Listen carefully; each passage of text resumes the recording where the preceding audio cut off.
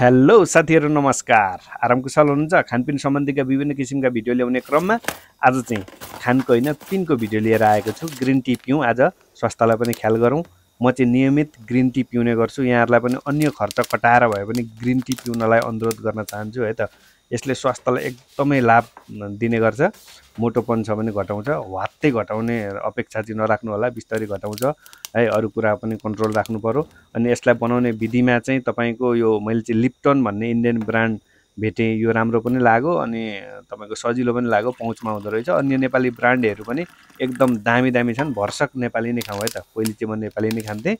अनि यसलाई तातो पानीमा 2 मिनेट तपाईले पहुँच भए पहुँच, नभए अर्को भए अर्को 2 मिनेट राखेर पिउन सक्नुहुन्छ। एकदमै स्वास्थ्यलाई राम्रो गर्छ यसले है। यसमा चाहिँ तपाईको विशेष कुरो चाहिँ दूध हाल्ने, चिनी हाल्ने, अन्य गुलिया तत्त्वहरु हाल्ने काम नगर्नु होला। खानै सक्नु भएन भने मह अलिकति राख्न सक्नुभयो, नभए त्यतिकै खाए भन्दा पनि पिए राम्रो। अनि यसरी मजाले पिउन सक्नुहुन्छ। ग्रीन टीले एकदमै राम्रो गर्छ।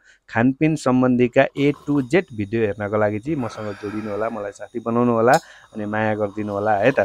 सबै प्रकारका भिडियोहरु ल्याउने गर्छु। आशा छ यो भिडियो पनि राम्रो लाग्यो होला। कमेन्ट गर्न नभुल्नु होला, राम्रो नराम्रो जे जस्तो भए पनि है त। बाइ, लभ यु साथीहरु।